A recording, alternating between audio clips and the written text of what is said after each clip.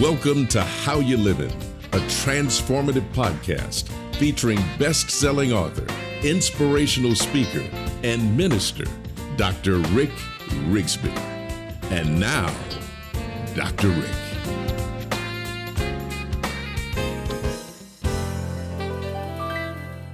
Hello, friends. Thanks so much for joining us today. I want to talk to you about easy, specifically mastering the easy. Former Pittsburgh Steelers head football coach Chuck Noll said on one occasion, "Champions are champions, not because they do extraordinary things, but because they do ordinary things better than anybody else." Doing ordinary things better than anybody else. That's the key to extraordinary performance, regardless of the task, regardless of the field of endeavor. Mastering the easy, I believe, is the trademark of greatness.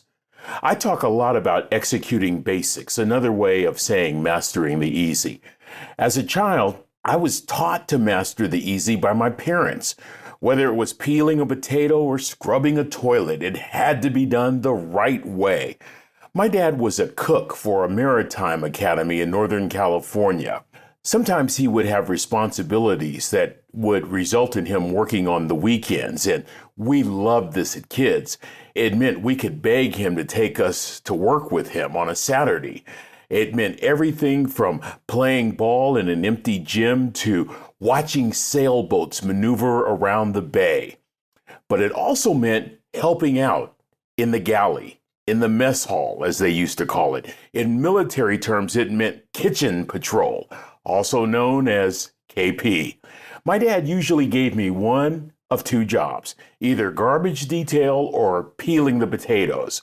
I would often choose the latter if I had a choice. But in both cases, he would show me what he expected. He showed me only one time, and in showing me, he set the expectation. He did not tolerate anything less than excellence. He showed me one time. He set the expectation. His command was simple. "Ricky, if you're going to do a job, do it right." When I would peel potatoes, friends, let me tell you, I knew not to return a potato to my father with one speck of skin on it. I'm talking about mastering the easy. At home, we didn't have housekeepers growing up, unless you counted us kids. We did everything from washing dishes to cleaning the bathrooms. We hated scrubbing the toilets. It meant arduous, tedious attention to detail. We didn't mind so much the outside chores, doing yard work, painting, fence repairs, washing the cars. I have to pause for a moment. I'm thinking right now in my mind about that Clint Eastwood movie, Gran Torino, whose character fills the emptiness in his life with beer and home repairs while developing an unlikely friendship with his neighbors. Here's my favorite scene. Clint's character, Walt, is sitting on the front porch, admiring the job he did washing and waxing his car. Isn't it interesting that an entire generation of kids have no idea how gratifying it is to admire a car you've just washed by hand? Whatever we did at home, it had to be done the right way. It had to be done correctly. I can hear in my mind with a piercing familiarity right now, "Ricky, if you're going to do a job, do it right." Mastering the easy became part of our core curriculum growing up. I have 4 degrees. My brother is a presidential appointed judge in Washington, D.C. We weren't the smartest ones in our family. It was a country mother from Oklahoma and a 3rd grade dropout daddy from Texas. They both taught us to master the easy. They said it this way: execute the basics better than anybody else, and you'll grow your capacity for that which you want. Mastering the easy. I think about a basketball coach, a former basketball coach at UCLA by the name of John Wooden, the Wizard of Westwood. The very first thing he taught his incoming freshmen was the proper way to put on their socks. Because if you don't know the proper way to put on your socks, Your feet will develop blisters, and you will be of no use to the team.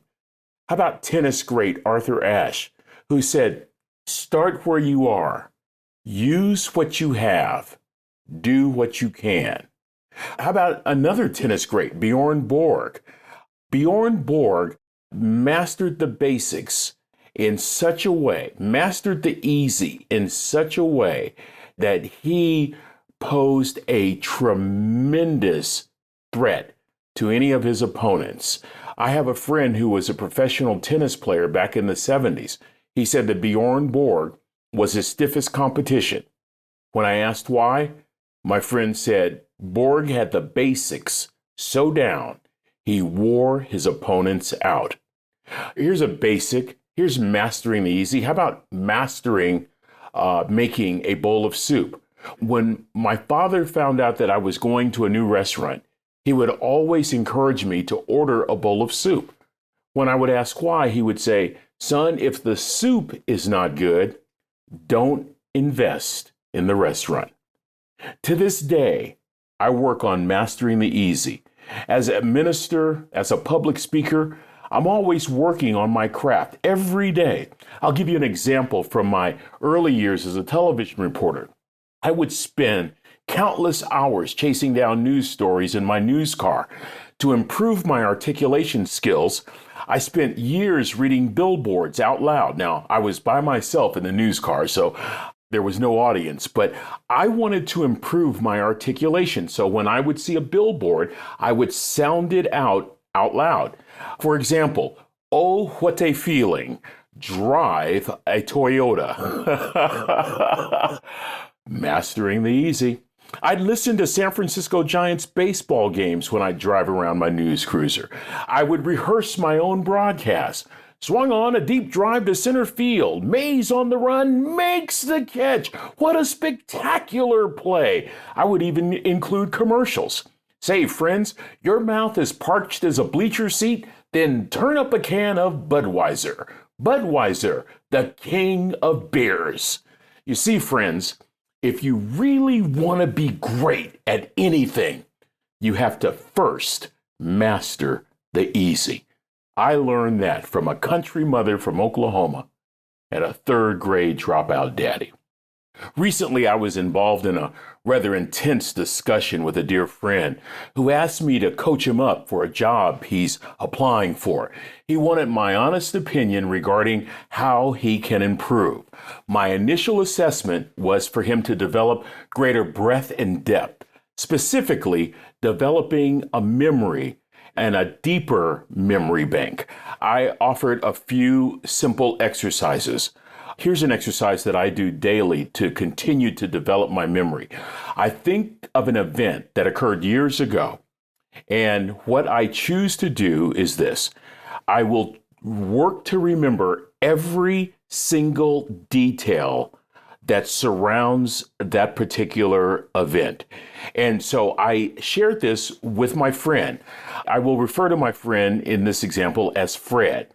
So I talked to him about a trip we took a few years earlier, and I told him to recite and recall every single event from that trip, every descriptive statement that he could possibly think of.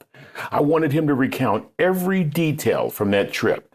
The greater the detail, I told Fred, the higher his score would be, with 100 being max. Fred scored about a 50, which is probably average. But when I pressed Fred, he got irritated and said, why do I need to remember the obvious? That stuff that you're asking me is easy to remember. Why do I need to remember it? But here was the problem. As easy as it was, Fred was not able to recall those details. This exercise led to a lengthy discussion. I am happy to report Fred finally got it. The difference between ordinary performance and extraordinary performance. Extraordinary people master the easy. Like many high achievers, Amazon founder Jeff Bezos, one of the richest men in the world, rises early. He's mastered the task of rising early without the use of an alarm clock. He doesn't like the word alarm. It signals danger, distressing suspense. That's not how he wants to frame his day. Oprah Winfrey, she also has mastered the task of rising early without an alarm clock, mastering the easy. Another rich person you perhaps have heard of is Warren Buffett. He says he's mastered the simple act of reading every single day. In fact, he says he spends 80% of his day reading. Listen to what Buffett says. That's how knowledge works. It builds up like compound interest. All of you can do it, but I guarantee not many of you will. By the way, a few years ago, accountant Tim Corley surveyed 233 wealthy people with regard to their daily habits. Listen to this. Corley found that 88% of those people devoted at least 30 minutes or more every single day to education or self-improvement through reading. Mastering the easy. Small efforts consistently repeated results in mastery. It's really not complicated. LinkedIn CEO Jeff Weiner likes to carve out time to think. He says that is the foundation for all of his day, just mastering a small time every day to think. You see, it really doesn't matter what you do. The principle remains the same. If you can master the easy, you're on the road to extraordinary performance. It doesn't matter what the endeavor is. NFL Hall of Fame quarterback Kurt Warner threw unlimited footballs through a tire. I mentioned tennis great Bjorn Borg. He hit countless balls against his family's garage door. Boxer Mike Tyson, despite all his antics, gosh, he was a ferocious boxer. And that greatness as a boxer resulted from mastering film study. He would watch countless hours of boxers over and over and over in the attic of a former trainer's house where he lived as a young man. How about Britain's Prime Minister Winston Churchill? He mastered three easy philosophies. Number one, he never wavered. Number two, he was true to his principles. Number three, he stood resolved. He stood even if he was the only one standing. By the way, Churchill once said, quote, "History will be kind to me, for I intend to write it," end quote. How about the man who spent 5 years perfecting a simple chicken sandwich? That would be Chick-fil-A founder Truett Cathy. How about Kobe Bryant, who mastered the easy task of asking questions? And it didn't matter where he would ask the questions. He wanted to know how to improve so that he could be the best basketball player he could be. There's one example of Kobe asking Michael Jordan questions as they both stood side by side when somebody else was shooting a free throw.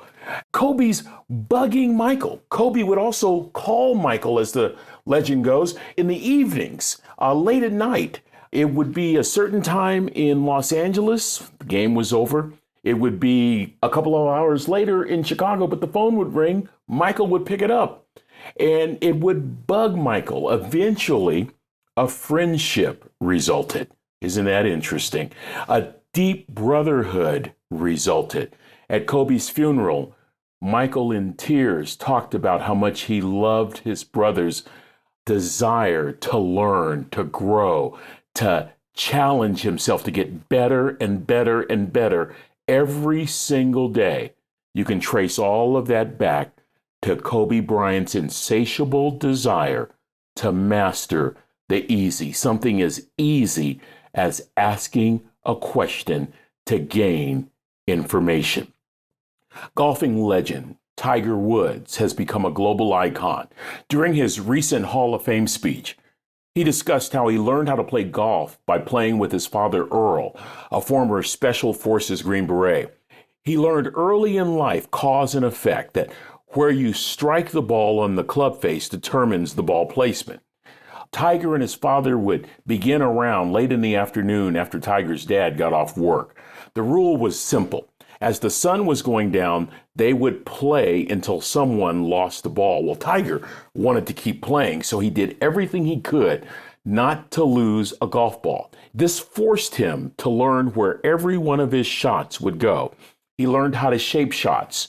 He learned where to hit the ball on the club face. Tiger would hit golf balls in the grass, through the trees, in the sand, out of the sand, through hula hoops. He was learning to master the easy.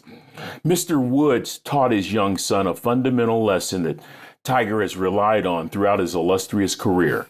Mr. Woods would say, "Son, train hard, fight easy. Train hard, fight easy." Tiger applied this philosophy to his golf life. He made practices grueling, so grueling, he hit thousands of balls until his hands bled. He hit every shot imaginable over and over and over again. Tiger said, quote, "I made practicing so difficult. It hurt so much because I wanted to make sure I was ready come game time," end quote. Train hard, fight easy. That's the foundation for mastering the basics, mastering the easy. Tiger's dad would say to him, "Son, nothing is given to you. If you don't earn it, you don't deserve it." I've been taking golfing lessons lately. I'm reminded that golf is a game of small adjustments, a game of proper alignment. I've had a hook. I'm a left-hander, and I've had a hook ever since I began playing golf back in the 1980s. I've been told, well, that comes from all your years of playing baseball and softball, and just going to have to live with it. I've tried everything to mitigate this hook, but it wasn't until this old guy, this old teaching pro who'd been teaching forever, watched just a couple of my swings and said these words to me, "Rick, you wiggle and waggle." I said, "What?" He said, your grip. You wiggle and waggle your grip. Once you start off, it's fine. It's just fine. But as you swing, your brain pushes you to that bad habit of wiggling and waggling your grip. The result, the club head changes slightly as I swing. I'm now striking the ball with more of a closed face, literally encouraging the ball to hook. This is what the pro said. I'm going to give you one simple exercise. And when you master this easy step, you will hit the ball straight. Friends, it worked. I can't believe it. All the club pro told me to do was before I address the ball, hold the club out. That's right. Stick it out right toward my instructor and make sure that my club face is exact. And then don't change my grip. Don't move my hands. I then present the club face behind the ball. I don't change my grip. I take my time. I do all my other mechanics. I swing, and believe it or not, I hit the ball consistently straight. Now comes the hard work of mastering this easy technique. He also told me this. The club pro told me that golfing great Jack Nicklaus once said that 90% of the time, your club shot is determined before you even swing the club. Your golf shot is determined before you even swing the club. Oh, friends, this speaks to making sure that in our lives, regardless of the endeavor, that we begin every endeavor by making a fundamental commitment to master the easy, whether peeling potatoes or playing the piano or throwing the football or changing the grip of your golf swing. The key to extraordinary performance is discovered as we master the easy. Well, that's going to do it for this episode. Until we meet again, this is Dr. Rick, asking the most important question I can ask. How you living? Are you ready to make an impact in your world right now? Do you want to stop existing and start living your best life right now? Dr. Rick wants to give you the first chapter of his best-selling book, Lessons from a Third Grade Dropout, absolutely free. Just go to www.rickrigsby.com/free gift to get the print or audiobook right now. This is thepodcastfactory.com.